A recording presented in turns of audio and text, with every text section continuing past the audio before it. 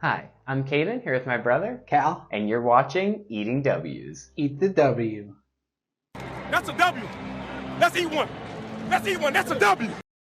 On today's episode of Eating W's, we have my prediction for the top 10 running back duos of the 2023 NFL season. And since we already talked about all the news yesterday, we'll slide straight onto the list. Just a quick note about my list before we start, something hilarious. I originally had Patriots duo Ramondre Stevenson and, at the time, James Robinson pretty high on my list, number 4 to be exact. But then right before we started, Callan goes, oh yeah, they cut James Robinson. Yep, on Monday, just before we started. I already had the whole thing planned in my head how I was going to talk about we'll see a return to form from James Robinson and he'll look like his rookie year in Jacksonville again. But I was apparently dead wrong because he didn't even make it through training camp. So just thought that was kind of funny to mention before we jumped in. But now we'll slide up to my honorable mention, which is the Detroit Lions running back duo of rookie Jahmyr Gibbs and then newcomer David Montgomery. These guys are at my honorable mention because I think this is a lot of talent, but Detroit's just always a question mark. Detroit's on the up and up, they definitely are, but you get a guy who had a total down year in Chicago, of all places last year, which having a down year in Chicago is rough, and David Montgomery, a guy who I think is really talented, but that kind of pass.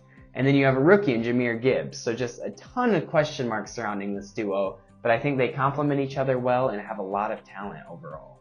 Yeah, they definitely do have a lot of young talent on that Lions offense. And then Jahmyr Gibbs is going to be that receiving running back, and I think they're going to use David Montgomery as that in-between tackles running back. And they're going to use both of them, I believe, primarily. Yeah, Jahmyr Gibbs is going to be a huge fantasy target for you fantasy football players out there. Now moving into my true top 10 and starting off at number 10, the team that just slipped in because of the Patriots moving out of the list. I have the Eagles duo of DeAndre Swift, former Lion, and former Seahawk Rashad Penny. Now they get rid of Miles Sanders in the offseason, but I do not think that's going to change the fact at all that this is a primary run team. They have an offensive line filled with maulers. They have a running quarterback in Jalen Hurts. They are still going to pound the rock. And I think that DeAndre Swift kind of got screwed over by being in Detroit the past few years and is going to have a huge step up in his game moving to Philly. And I think Rashad Penny is one of the best backups in the NFL right now. If you watched last year on the Seahawks with the Seahawks not having the best offensive line, really. He played so well when Kenneth Walker was out for a few games and just absolutely tore it up yard-wise throughout the season, but especially when he got his chance to be a spot starter. So I really like this duo here in Philly. Yeah, and this is another top running offense in the NFL. And then the Eagles acquired DeAndre Swift during the draft this year after the Lions drafted Jahmyr Gibbs. So that was very interesting to see, and it'll be interesting to see how they use DeAndre Swift as either that pass-catching running back or between the tackles running back.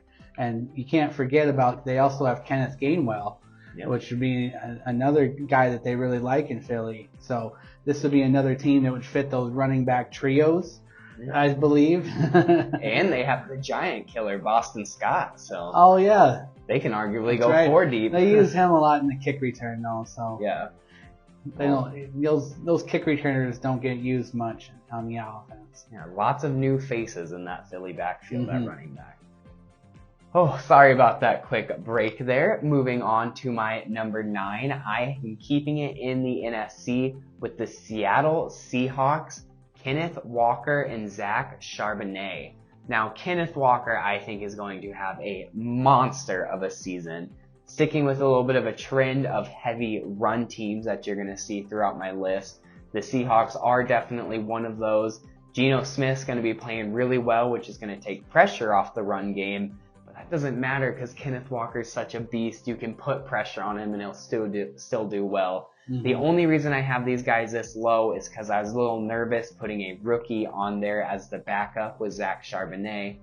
But I think that he's going to be pretty good as well coming out of UCLA this year. He did a lot of really good stuff there. He's got one of those kind of Doug Martin muscle hamster builds where he's a little smaller but just so strong, which I think is going to work well in that Seahawks offense. And as I kind of mentioned a second ago with how Rashad Penny used to be, the Seahawks do well at going deep with their running backs, and they have running backs twos come out and play really well a lot. So I think Zach Charbonnet can do that. Yeah, he definitely could. He did it at UCLA, so it's not anything impossible. But I think that they're going to use Kenneth Walker as their bell cow this year. Yeah. And then he's going to be one of the top leading carry getters in the NFL this year, in my eyes. And I think that they're going to really, ride him as much as they can, and he's going to carry them as far as they can go. Now, Geno Smith obviously had a resurgent year in Seattle, but it's all about the running game there, I believe, for the Seahawks. Yeah, and they had a really young offensive line last year who shocked people with how well they played. So now they're going to get a whole offseason together. Mm-hmm. Could be a scary offense. Now moving on to number 8, with probably a little bit of a shocker, but two guys I think will do well. I have the Houston Texans with Dameon Pierce and Devin Singletary. Now you look at that rookie quarterback there in Houston, and that gives you a huge question mark. But Houston has a pretty decent offensive line. They don't have a ton of receivers right now, but they got a lot of young guys who I think could break out. Tank Dell being one of those big time. Mm-hmm. And there you have two good young running backs who Dameon Pierce really showed himself as a rookie last year. And I think that Devin Singletary was criminally underused and is going to be such a nice safety valve for rookie quarterback C.J. Stroud there in Houston. Yeah, and this is another one of those veteran backfields that help out the young quarterbacks. Dameon Pierce this will be his second year, I believe, but Devin Singletary has been in the league for 5+ years. Yeah, I want to say he's 2018, 2019 so maybe. He'll be that veteran leadership in the locker room. But I believe that they are going to have a really good year this year. They're going to try to, I think, run the rock a lot with the young quarterback. So I don't think they'll try to overuse Dameon Pierce as much as they did last year, and they'll be able to use Devin Singletary a lot better than the Buffalo Bills ever did. Yeah, I'm not saying Houston 2023 Super Bowl or anything, but I think that they're going to be a lot better than people are giving them credit for. Moving on to number 7 and moving to the West Coast, I have the Los Angeles Chargers and Austin Eckler and Josh Kelly. I'll make it quick because I already talked about it last episode. Come on, do well, Josh Kelly. I'm always rooting for you. I've kind of given up. But Austin Eckler is just so good. Whatever you tell him to do, he's going to go out there and do it. He's going to go out there and do it at an elite level. They have a passing game that really takes the pressure off the run game. Big body receivers to help with that blocking. Really good situation to be a running back in LA. Yeah, it definitely is. And especially, like I said in the last episode, for his contract year, he's got to prove that he can be the guy for a team and not just a gadget player. He's kind of looked at as that top receiving running back in the NFL. Now he needs to show that he can be also a between the tackles kind of guy too. Yeah. And then now a duo that Callan didn't even have on his list yesterday, but I think it's going to be sneaky good. I have the Dallas Cowboys duo of Tony Pollard and Ronald Jones Jr. Tony Pollard kind of got a chance to be that premier back. He was still splitting a good amount of carries with Ezekiel Elliott. But now Zeke's gone and Pollard truly is that premier back. But with how much the Cowboys pass and his strength being the passing game, that's going to work out really well for him. And then Ronald Jones just seems to get kind of tossed around a lot. But I think I think he's a really solid backup. He's not going to go out there and be your primary guy and lead a team as a running back. But he's going to go in there. He's going to fight hard for those yards when you give him his chance. And he just takes advantage of his chances well. I mean, I didn't have him on my list because they're not going to run the ball in Dallas. Dak's going to throw it 50 times a game, and they're going to lead the NFL in passing attempts with 4,000. I mean... That's a good point, actually. I mean, if they were going to actually run the ball, I do believe this is a very complimentary duo, especially with Tony Pollard coming off of that big contract that he got. He needs to prove it that he can be that number one guy, but will he even get the chance to prove that he can be the number one guy? Well, that's what I was saying, though. I forgot to factor that in, but he thrives in the passing game, so that's where we'll get to see him. Yeah. Next up, I have the Jets combo of Breece Hall and Michael Carter. Same situation as Josh Kelly. Please do well, Michael Carter. I really like you. But I think Breece Hall does come back. I don't know if he'll be quite as explosive as he was last year when he jumped on the scene so well. But I think he's still going to be a really good running back. It might take him a week or two to build up some steam again. But he'll get there, and he's got a really good teaching presence in Aaron Rodgers there with him, as well as in Michael Carter, because they kind of have a similar play style. Yeah, and it all depends on if Breece Hall can return to his form before on the way to the Rookie of the Year that he would have won if he had not gotten hurt with a torn ACL, and he can come back to that form that he had before getting injured, then that'll really be huge for the Jets. Big time. That's a scary offense if he does.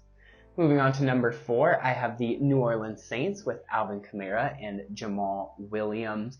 Alvin Kamara has got to play better than he did last year. He was not in the best situation because the Saints really weren't in the best situation as a team last year. But now he's got a good backup behind him, something he didn't have last year. They have a new quarterback in Derek Carr who should do really well, especially because Kamara is another guy who thrives in the passing game. And then just in general, the Saints are going to be a little better of a roster this year. Yeah, I think that Jamal Williams is going to bring that really high energy to the Saints that they were missing last year. And usually, that's kind of Jameis Winston's job is to get the high energy going, but he was hurt so much last year and he didn't get a chance to play. He wasn't able to be that high energy guy. And I think that Jamal Williams will replace him as that high energy guy on the team. I cannot wait to see interactions between oh my gosh, Jamal Williams and Jameis Winston. The JW bros, that's what they're going to be. Oh man. Oh god, it's going to be hilarious. Their post-game interviews are going to be great. They have to do them together week in and week out. They have to do duo post-game interviews together. Amazing. TV gold.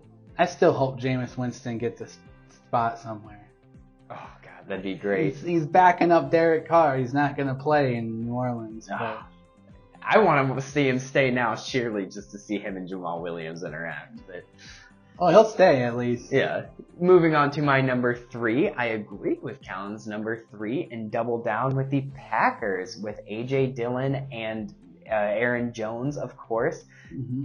Perfect complementary backs if you want to talk about it. There's a couple different ways running backs can complement each other well, but this is one of the best. Just an all-around elusive running back and then an absolute boulder in the run game between the tackles, and both guys who can catch the ball pretty well coming out of the backfield. They both had a little bit of a down year last year. Now they have a little bit of a question mark at Jordan Love there. Nevertheless, they're just too perfect of a duo to put anything outside the top 3. They definitely have to have a better year last year. Both of them do. And the better the year they have, the better year the Packers will have. And I believe that this is going to be a big prove-it year for A.J. Dillon, who needs to come back and play a lot harder than he did last year. And if he's able to do that, I think that the Packers will do really well. Yeah, you want to talk about pressure. It's all on these two. Moving on to my number 2, I have the Colts duo of Jonathan Taylor and Zach Moss. I just mentioned a second ago, there's a bunch of ways two running backs can complement each other. And here's pretty much the dead opposite of the way the Packers running back complement each other, but they still complement well. They're both kind of those power backs. They're willing to put their head down and make some contact, but neither of them have to do that because they do have some elusiveness to them and can fake guys out on the way there too. Yeah, JT is one of the top running backs in the NFL, and he needs to prove it again this year like he did in 2021. And Zach Moss as a complement to him is a perfect one because he is able to get in there and be more of that boulder that not only Jonathan Taylor can be, but he's more built like that and can get into the goal line and into the end zone more, where Jonathan Taylor struggled at the goal line last year. Yep. And then finally, my number 1, someone I said yesterday Callan had criminally underrated, Christian McCaffrey and Elijah Mitchell, the San Francisco duo. Callan did make a good point about those injuries, but I hope for the Niners' sake that these guys can stay healthy, and for their sake, of course, because they are going to be a crazy good duo, especially Christian McCaffrey. Just one of the most natural, best athletes in the NFL when he can stay healthy. It's going to be fun to watch this offense run if they stay healthy. Definitely. If they're able to stay healthy and put a complete season together, Christian McCaffrey can be one of those all-stars that he was in past years. And he fits perfectly into this 49ers offense, which is built around a pass-catching running back to help with that quarterback who will be Brock Purdy. I think Sam Darnold. Sam If Darnold? we're being dead honest. That's true. I guess a question mark. Trey Lance? A question mark at quarterback always hurts running backs. At least we know who our guy is. It might be a question mark, but The Niners are literally sitting on a 3-way tie right now. So Trey Lance will help the run game the most, I guess. Maybe, who knows? It's a toss-up no matter what you do. I want to see Darnold go in there and just hit his full potential. I am a huge Sam Darnold fan, and there's not a better place for him to go hit his potential. So I say throw him out there week 1 and see what he can do. Mm-hmm. But I don't own an NFL team, so you'll have to see what they do. So that was my prediction for the top 10 running back duos of the 2023 season. Keep an eye out next week when we do our top 10 wide receiver trios. But until then, don't forget to eat the W.